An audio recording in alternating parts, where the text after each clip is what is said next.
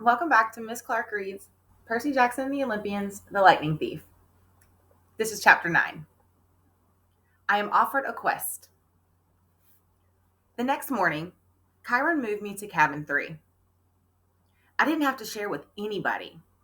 I had plenty of room for all of my stuff: the Minotaur's horn, one set of spare clothes, and a toiletry bag. I got to sit at my own dinner table, pick all my own activities, call lights out whenever I felt like it, and not listen to anybody. And I was absolutely miserable. Just when I had started to feel accepted, to feel I had a home in Cabin 11 and I might be a normal kid, or as normal as you can be when you're a half blood, I'd been separated. As if I'd had some rare disease.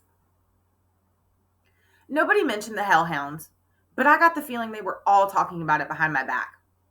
The attack had scared everybody. It sent two messages. One, that I was the son of the sea god, and two, monsters would stop at nothing to kill me. They could even invade a camp that had always been considered safe. The other campers steered clear of me as much as possible. Cabin 11 was too nervous to have sword class with me after what I'd done to the Ares folks in the woods, so my lessons with Luke became one-on-one. He pushed me harder than ever and wasn't afraid to bruise me up in the process. "You're going to need all the training you can get," he promised, as we were working with swords and flaming torches. "Now, let's try that viper beheading strike again. 50 more repetitions." Annabeth taught me Greek in the mornings, but she seemed distracted. Every time I said something, she scowled at me, as if I'd just poked her between the eyes. After lessons, she would walk around muttering to herself, "Quest, Poseidon, dirty, rotten, got to get a plan." Even Clarice kept her distance, though her venomous looks made it clear she wanted to kill me for breaking her magic spear. I wish she would just yell or punch me or something. I'd rather get into fights every day than be ignored. I knew somebody at camp resented me, because one night I came into my cabin and found a mortal newspaper dropped inside the doorway. A copy of the New York Daily News, open to the Metro page. The article took me almost an hour to read, because the angrier I got, the more the words floated around on the page. "Boy and Mother Still Missing After Freak Accidents" by Eileen Smythe. Sally Jackson and son Percy are still missing 1 week after their mysterious disappearance. The family's badly burned 78 Camaro was discovered last Saturday on a North Long Island road with the roof ripped off and the front axle broken. The car had flipped and skidded for several hundred feet before exploding. Mother and son had gone for a weekend vacation to Montauk, but left hastily, under mysterious circumstances. Small traces of blood were found in the car and near the scene of the wreck, but there were no other signs of the missing Jacksons.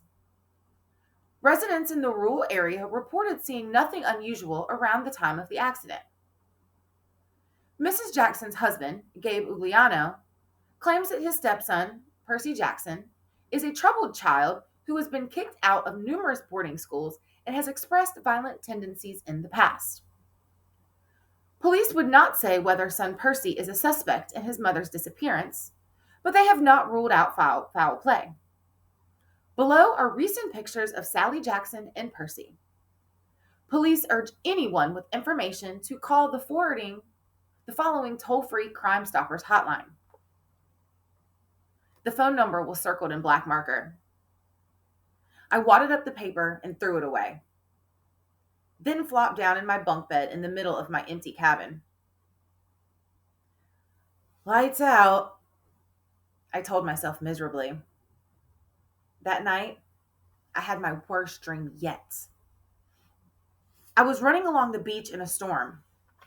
This time, there was a city behind me, not New York. The sprawl was different, Buildings spread farther apart, palm trees and low hills in the distance. About 100 yards down the surf, two men were fighting. They looked like TV wrestlers, muscular with beards and long hair. Both wore flowing Greek tunics, one trimmed in blue, the other in green. They grappled with each other, wrestled, kicked, and headbutted, and every time they connected, lightning flashed. The sky grew darker and the wind rose. I had to stop them. I didn't know why, but the harder I ran, the more the wind blew me back, until I was running in place, my heels digging uselessly in the sands. Over the roar of the storm, I could hear the blue-robed one yelling at the green-robed one, "Give it back! Give it back!" Like a kindergartner fighting over a toy. The waves got bigger, crashing onto the beach, spraying me with salt. I yelled, "Stop it! Stop fighting!" The ground shook. Laughter came from somewhere underneath the earth, and a voice so deep and evil it turned my blood to ice. "Calm down, little hero," the voice croons. "Calm down." The sand split beneath me, opening up a crevice straight down to the center of the earth. My feet slipped, and darkness swallowed me. I woke up, sure I was falling.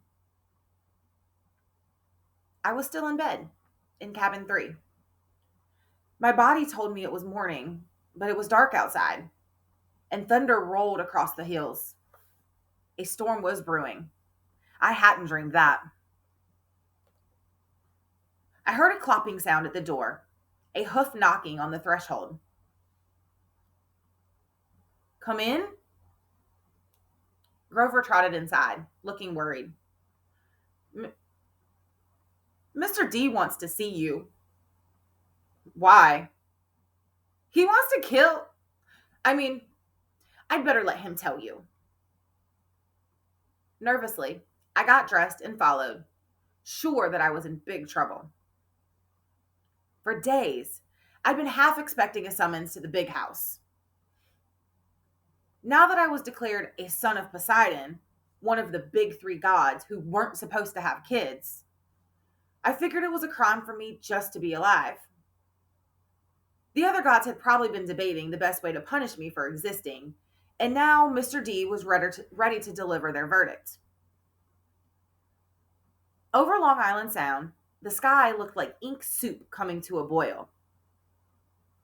A hazy curtain of rain was coming in our direction. I asked Grover if we needed an umbrella. "No," he said. "It never rains here, unless we want it to." I pointed at the storm. "What the heck is that then?"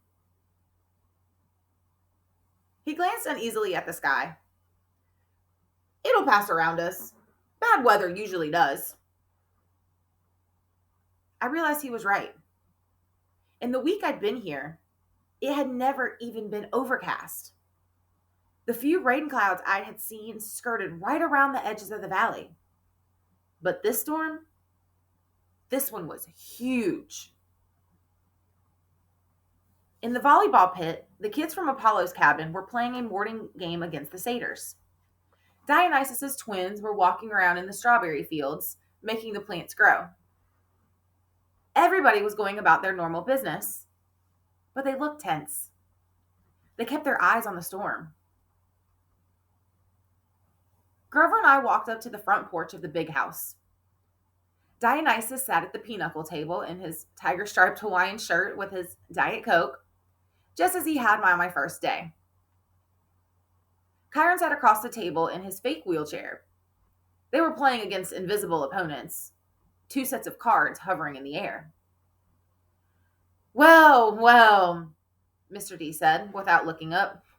"Our little celebrity." I waited. "Come, closer," Mr. D said. "And don't expect me to kowtow to you, mortal, just because old Barnacle Beard is your father." A net of lightning flashed across the clouds. Thunder shook the windows of the house. Blah, blah, blah, Dionysus said. Chiron feigned interest in his pinochle cards. Grover cowered by the railing, his hooves clopping back and forth. If I had my way, Dionysus said, I would cause your molecules to erupt in flames. We'd sweep up the ashes and be done with a lot of trouble. But Chiron seems to feel this would be against my mission at this cursed camp, to keep you brats safe from harm. Spontaneous combustion is a form of harm, Mr. D, Chiron put in. Nonsense, Dionysus said. Boy wouldn't feel a thing. Nevertheless, I've agreed to restrain myself. I'm thinking of turning you into a dolphin instead, sending you back to your father. Mr. D, Chiron warned. Oh, all right, Dionysus relented. There's one more option, but it's deadly foolishness. Dionysus rose, and the invisible player's cards dropped to the table. I'm off to Olympus for the emergency meeting. If the boy is still here when I get back, I'll turn him into Atlantic bottlenose. Do you understand? And Perseus Jackson, if you're at all smart, you'll see that's a much more sensible choice than what Chiron feels you must do. Dionysus picked up the playing card, twisted it, and it became a plastic rectangle. A credit card? No. A security pass. He snapped his fingers. The air seemed to fold and bend around him. He became a hologram, then a wind, then he was gone, leaving only smell of fresh pressed grapes lingering behind. Chiron smiled at me, but he looked tired and strained. Sit, Percy, please. And Grover. We did. Chiron laid his cards on the table, a winning hand he hadn't gotten to use. Tell me, Percy, he said, what did you make of the hellhounds? Just hearing the name made me shudder. Chiron probably wanted me to say, heck, it was nothing. I eat hellhounds for breakfast. But I didn't feel like lying. It scared me, I said. If you hadn't shot it, I'd be dead. You'll meet worse, Percy. Far worse. Before you're done. Done? With what? Your quest, of course. Will you accept it? I glanced at Grover, who was crossing his fingers. Sir, I said. You haven't told me what it is yet. Chiron grimaced.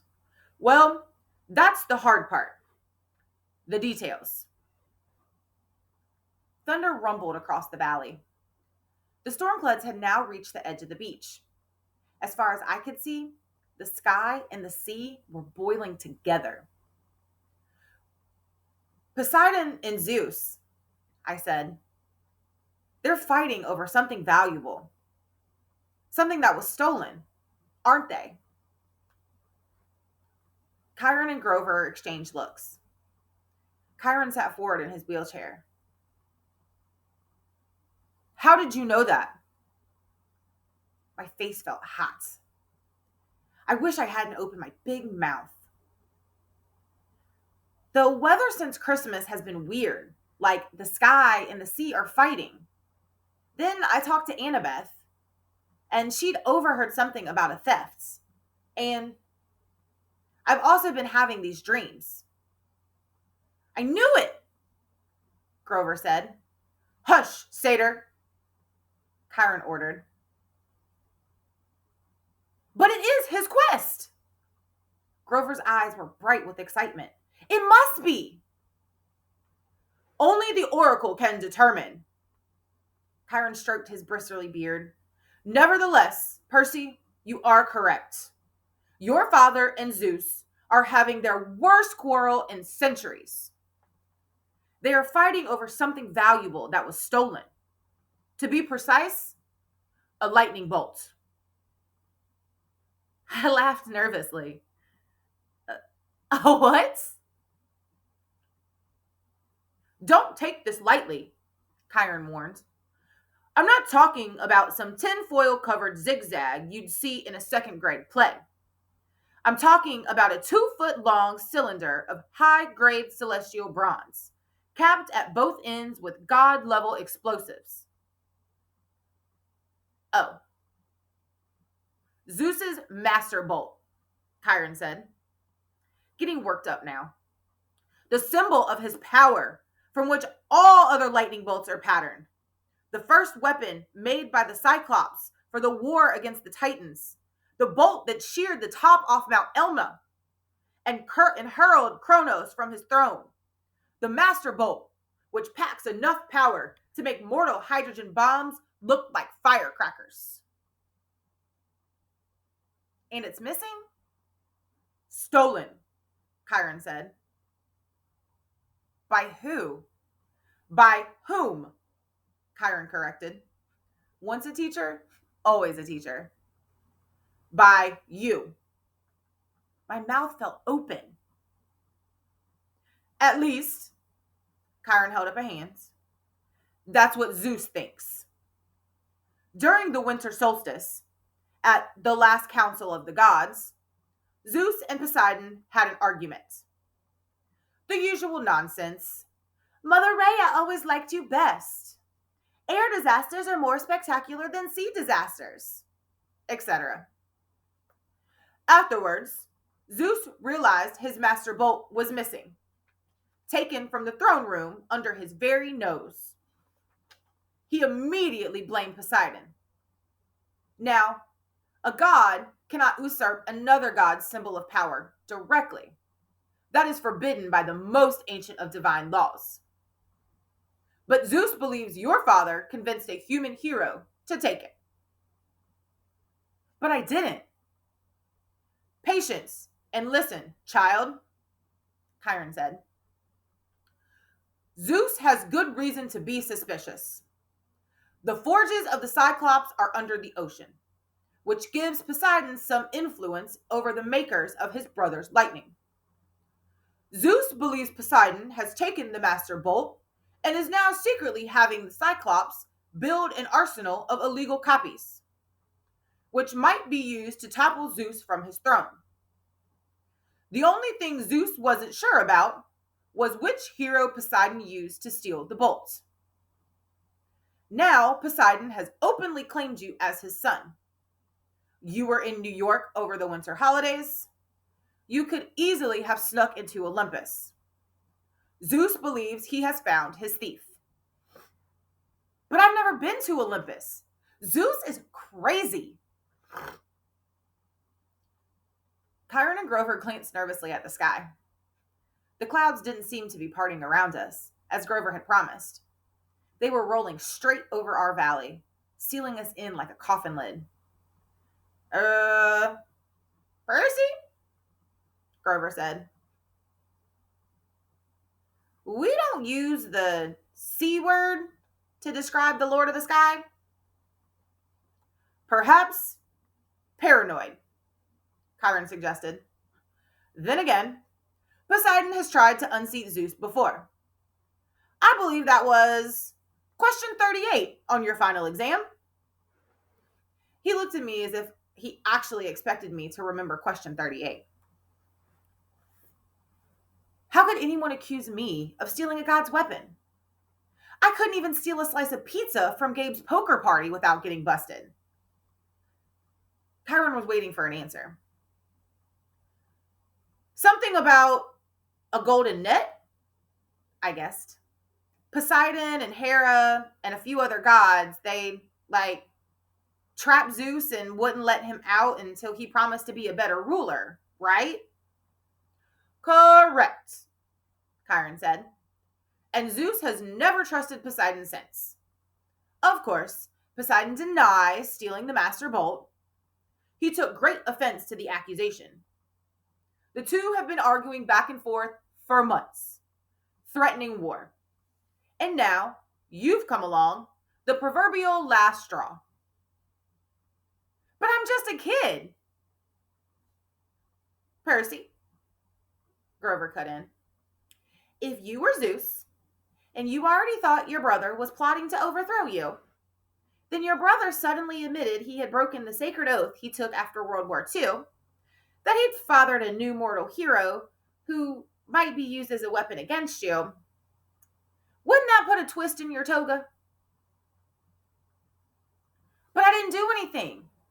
Poseidon, my dad, he didn't really have this Master Bolt stolen, did he? Chiron sighed. Most thinking observers would agree that thievery is not Poseidon's style. But the sea god is too proud to try convincing Zeus of that. Zeus has demanded that Poseidon return the bolt by the summer solstice. That's June 21st, 10 days from now. Poseidon wants an apology for being called a thief by the same dates. I hope that diplomacy might prevail, that Hera or Demeter or Hestia would make the two brothers see sense. But your arrival has inflamed Zeus's temper. Now neither god will back down. Unless someone intervenes, unless the Master Bolt is found and returned to Zeus before the solstice, there will be war. And do you know what a full-fledged war would look like, Percy? Bad, I guess. Imagine the world in chaos. Nature at war with itself. Olympians forced to choose sides between Zeus and Poseidon. Destruction, carnage, millions dead. Western civilization turned into a battleground so big it will make the Trojan War look like a water balloon fight. Bad, I repeated. And you, Percy Jackson, would be the first to feel Zeus's wrath. It started to rain. Volleyball players stopped their game and stared in stunned silence at the sky. I had brought the storm to Half-Blood Hill. Zeus was punishing the whole camp because of me. I was furious. So I have to find the stupid bolt, I said, and return it to Zeus? What better peace offering, Chiron said, than to have the son of Poseidon return Zeus's property? If Poseidon doesn't have it, where is the thing?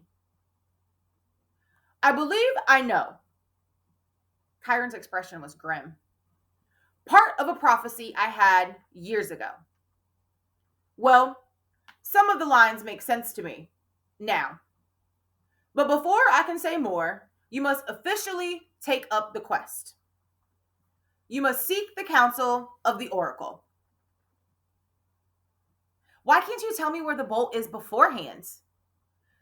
Because if I did, you would be too afraid to accept the challenge. I swallowed. Good reason. You agree then? I looked at Grover, who nodded encouragingly. Easy for him. I was the one Zeus wanted to kill. All right, I said. It's better than being turned into a dolphin.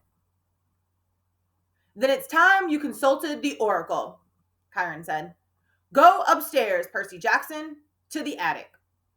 When you come back down, assuming you're still sane, we'll talk more.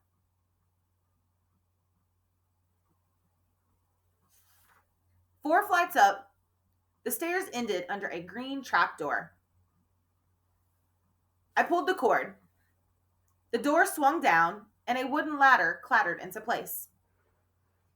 The warm air from above smelled like mildew and rotten wood and something else. A smell I remembered from biology class. Reptiles. The smell of snakes. I held my breath and climbed.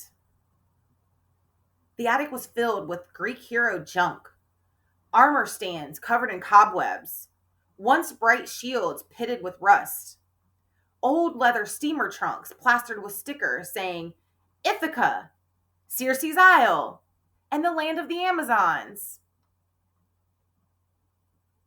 One long table was stacked with glass jars filled with pickled things, severed hairy claws, huge yellow eyes, various other parts of monsters.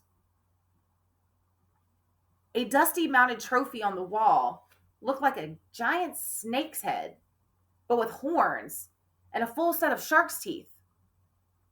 The plaque read, Hydra Head, number 1, Woodstock, New York, 1969. By the window, sitting on a wooden tripod stool, was the most gruesome momentum of all, a mummy. Not the wrapped in cloth kind, but a human female body shriveled to a husk.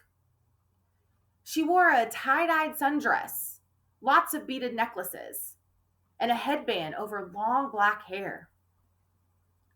The skin of her face was thin and leathery over her skull, and her eyes were glassy white slits, as if the real eyes had been replaced by marbles.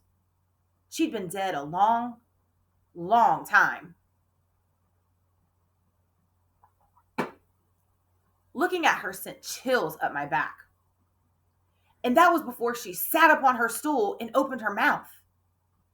A green mist poured from the mummy's mouth, coiling over the floor in thick tendrils, hissing like 20,000 snakes.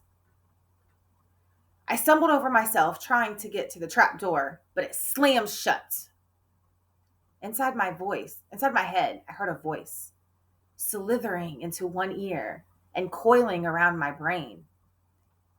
I am the spirit of Delphi, speaker of the prophecies of Phoebus Apollo, slayer of the mighty python. Approach, seeker, and ask. I wanted to say, no thanks, wrong door, just looking for the bathroom. But I forced myself to take a deep breath. The mummy wasn't alive. She was some kind of gruesome receptacle for something else.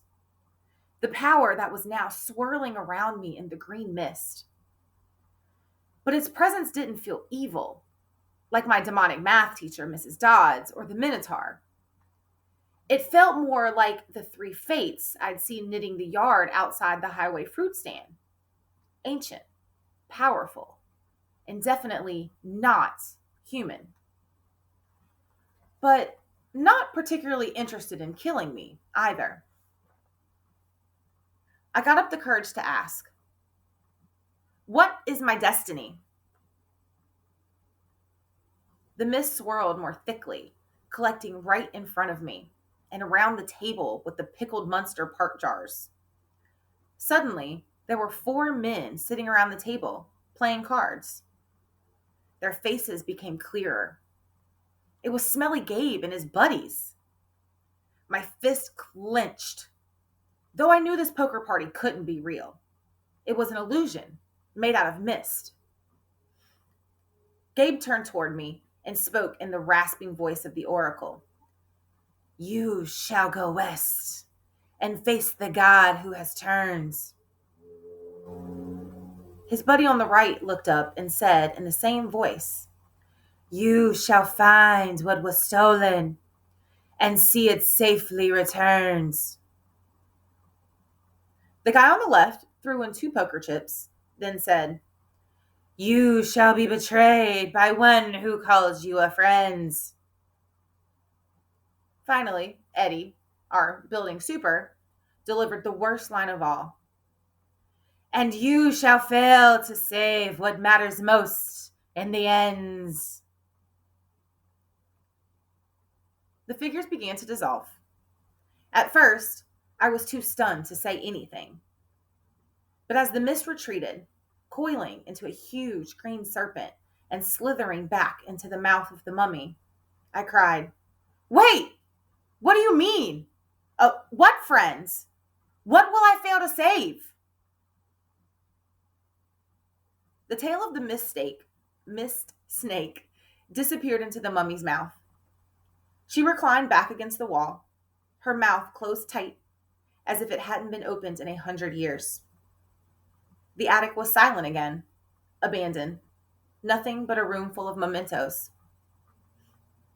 I got the feeling that I could stay in here until I had cobwebs too, and wouldn't learn anything else. My audience with the oracle was over. "Well?" Chiron asked me. I slumped into a chair at the pinochle table. She said I would retrieve what was stolen. Grover sat forward, chewing excitedly on the remains of a Diet Coke can. "That's great!" "What did the oracle say exactly?" Chiron pressed. "This is important." My ears were still tingling from the reptilian voice. She said I would go west and face a god who had turned. I would retrieve what was stolen and see it safely returned. "I knew it," Grover said. Chiron didn't look satisfied. "Anything else?" I didn't want to tell him. What friend would betray me? I didn't have that many. And the last line, I would fail to save what mattered most. What kind of oracle would send me on a quest and tell me, "Oh, by the way, you'll fail"? How could I confess that?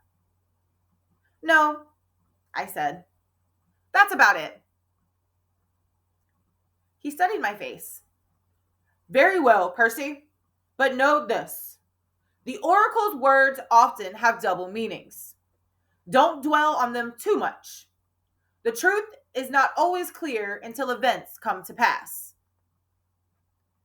I got the feeling he knew I was holding back something bad, and he was trying to make me feel better. "Okay," I said, anxious to change topics. "So, where do I go? Who's this god in the West?" "Ah, think, Percy," Chiron said. "If Zeus and Poseidon weaken each other in a war, who stands to gain?" "Somebody else who wants to take over?" I guessed. "Yes, quite. Someone who harbors a grudge, who has been unhappy with his lot since the world was divided eons ago, whose kingdom would grow powerful with the deaths of millions. Someone who hates his brothers for forcing him into an oath to have no more children, an oath that both of them have now broken." I thought about my dreams, the evil voice that had spoken from under the ground. "Hades." Chiron nodded. "The Lord of the Dead is the only possibility." A scrap of aluminum dribbled out of Grover's mouth. "Whoa, wait, what?"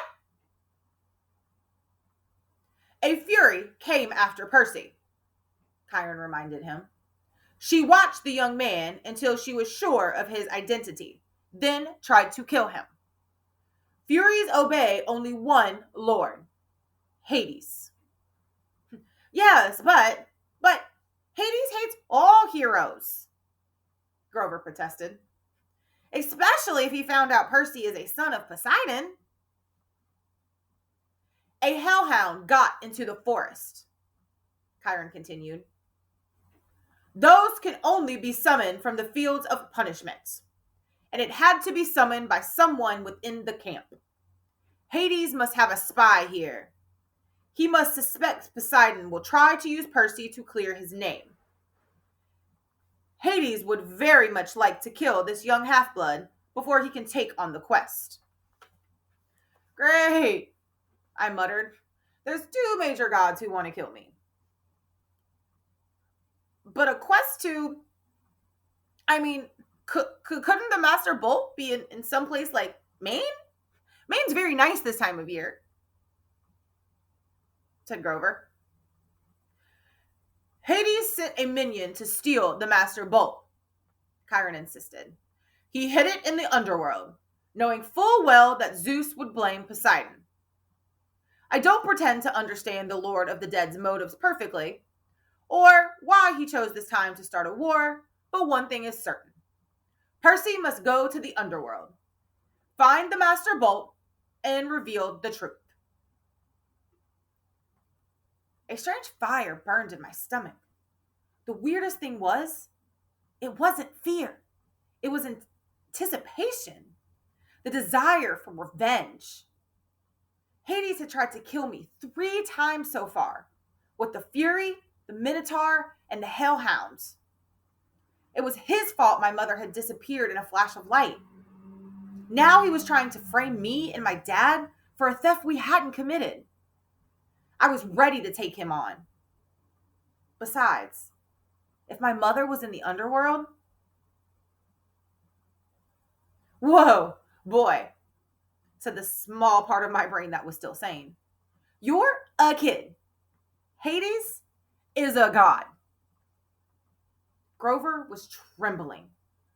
He'd started eating pinochle cards like potato chips. The poor guy needed to complete a quest with me so he could get his searcher's license, whatever that was. But how could I ask him to do this quest? Especially when the oracle said I was destined to fail. This was suicide. Look, if we know it's Hades, I told Chiron, why can't we just tell the other gods? Zeus or Poseidon could go down to the underworld and bust some heads. Suspecting and knowing are not the same, Chiron said. Besides, even if the other gods suspect Hades, and I imagine Poseidon does, they couldn't retrieve the bolt themselves. Gods cannot cross each other's territories except by invitation. That is another ancient rule. Heroes, on the other hand, have certain privileges. They can go anywhere, challenge anyone, as long as they're bold enough and strong enough to do it. No god can be held responsible for a hero's actions. Why do you think the gods always operate through humans? You're saying I'm being used? I'm saying it's no accident Poseidon has claimed you now.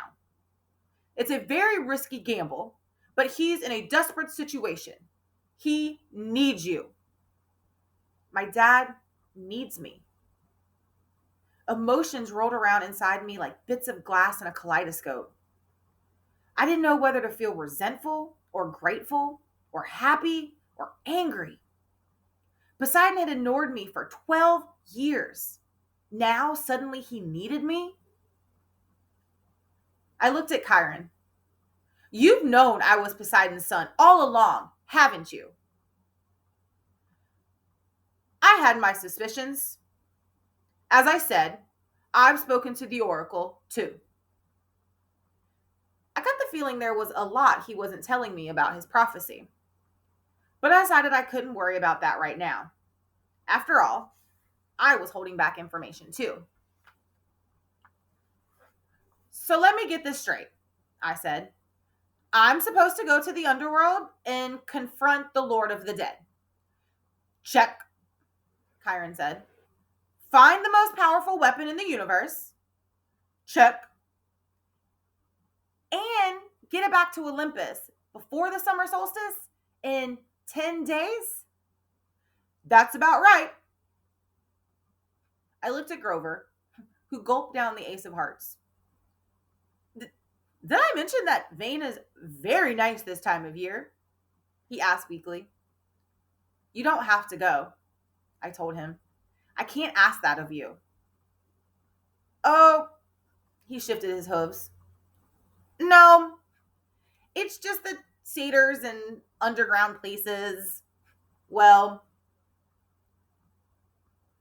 he took a deep breath, then stood, brushing the shredded cards and aluminum bits off his t-shirt. You saved my life, Percy. If you're serious about wanting me along, I won't let you down. I felt so relieved I wanted to cry, though I didn't think that would be very heroic. Grover was the only friend I'd ever had for longer than a few months. I wasn't sure what good a satyr could do against the forces of the dead, but I felt better knowing he'd be with me. All the way, G-Man. I turned to Chiron. So where do we go? The oracle just said to go west. The entrance of the underworld is always in the west. It moves from age to age, just like Olympus. Right now, of course, it's in America. Where? Chiron looked surprised. I thought that would be obvious enough. The entrance to the underworld is in Los Angeles. Oh, I said. Naturally. So we just get on a plane? No! Grover shrieked. Percy, what are you thinking? Have you ever been on a plane in your life? I shook my head, feeling embarrassed. My mom had never taken me anywhere by plane. She'd always said we didn't have the money.